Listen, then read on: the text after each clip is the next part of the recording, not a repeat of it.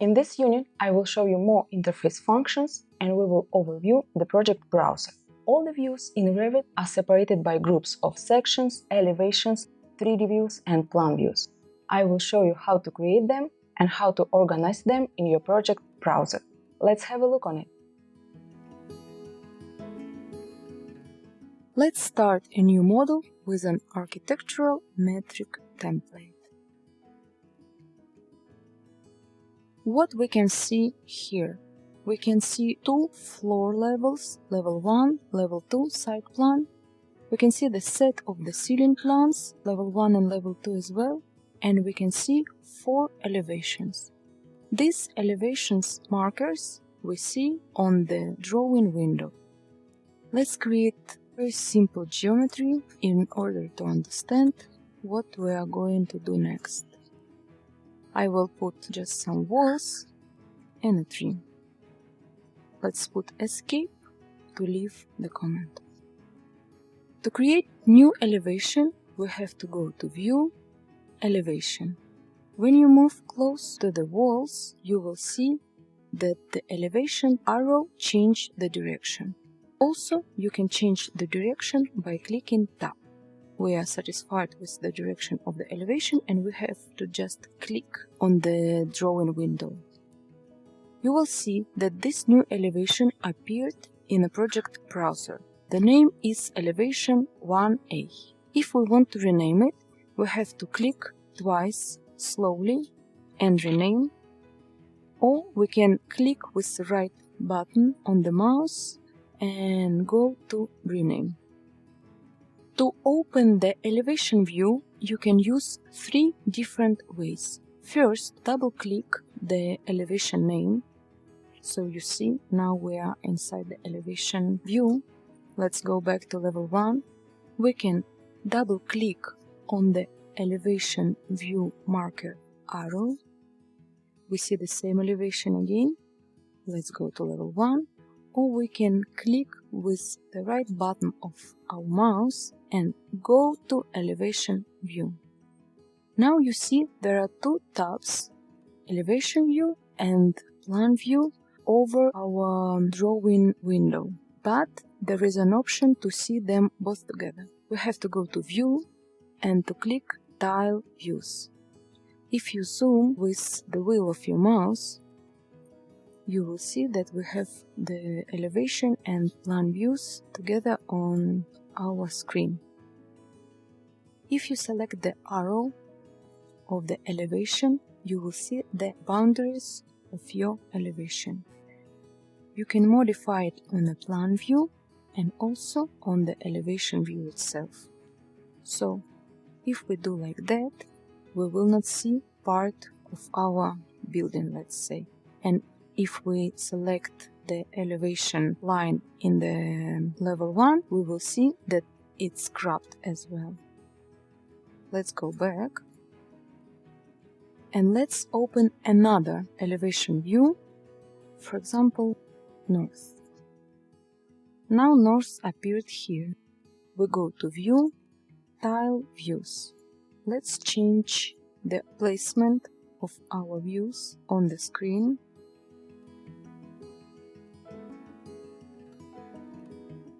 So we can see it like that, for example, or you can locate them as you want. And now I want to explain you that if you select, delete or do anything with any element in your project, it will appear on all the views. So for example, if I select the tree on level 1 and I delete it, it will be deleted from all the views. Let's go Ctrl Z. We see the tree again. Now let's close elevation AA and north, and we have again open only level 1 plan view. Now let's talk about plan views. For now, we have the plan views for level 1, for level 2 and site plan. We will tell you later how to create level 3, 4, level -1 and all the other levels. But for now we can't do that because if you remember, on elevation we have only 2 levels, level 1 and level 2. In order to create other levels, we have to work with these elements. If we create simple line on the level 1, we will see the difference between different duplicating options. You can duplicate with detailing, and duplicate as a dependent view. Let's see what does it mean. Let's first duplicate level 1 view. You will see that it appeared here with a new name as copy 1. I always recommend to rename the views, because later when your project is big and very complex, you will be lost. Say it's level 1 working. Let's close the elevation and let's see level 1 and level 1 working together. You see that they're almost the same, but didn't copy the line. This line is an annotation symbol. It's just the 2D line. So I can say that when you duplicate, when you use this duplicate option, you duplicate only 3D elements, only the modeling elements. But when you duplicate with detailing, let's rename it. You see, here the line appeared. So if you need to copy any plan view and you need annotation elements, you need to copy with details. And the last option is duplicate as dependent. You see that this view now is dependent from level 1, and if we open it and we open level 1, we can see that these two views are absolutely the same, and if we do something on one plan view, it will appear the same changes on another view. So this option we use when we need to locate two same plan views on different sheets. We will talk about that a bit later. Now let's see how to create sections. We are on level 1 plan view again. Let's delete the line, we don't need it. And let's try to delete the elevation markers. If we do it, Revit will give us a notification that elevation AA will be deleted as well. So the view from the project browser will be deleted as well. We are fine with that, so let's say OK. Let's select all the elevation markers, holding the Ctrl key, and delete them. Revit again will inform us that all the elevation views will be deleted, and we say OK. So now let's create a section view.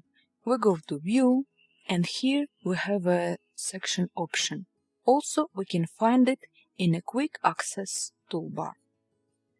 We select, we press once, we drag it over, and then we click another time, and then our section appears. You will see now that new view set appear here in the project browser. It calls sections, and if we click on the plus, we will see that the name of our section is section 1. We can leave it like that, or we can rename it the same as we did with all the other views. To open the section, we can double-click section name, or we can select section, right-click, and go to View. Now we see level 1 and section 1 are open as two tabs. Let's go again to Tile View, so we see what happens on both views together. If we select the section line, we see that we have the boundaries of our section. So we can modify it here, and now you see that one wall disappeared, or we can modify also from the section view. And now you see that we don't see one wall, and if you check on the plan view, you will see that the boundaries are also changed. Let's see how can we modify the section from the plan view. If we select the section line, we can flip the section. With this circle, we can change the ending of the section from both sides, and we can modify the boundaries of the section as well. For now, the bubble of the section is empty. When we put the section view on the sheet, here it will appear the reference number of the sheet. But don't think about that, we will tell you about that later. To create another section views, we can simply copy past the existing view. We have to select it, go to Modify, and copy. Then we can flip and we will have another section. It appeared here in a project browser. Also we can rotate with the copy option selected. We click once, then we rotate 90 degrees, and we have another section done. We can modify a bit. So here we already have 3 sections done.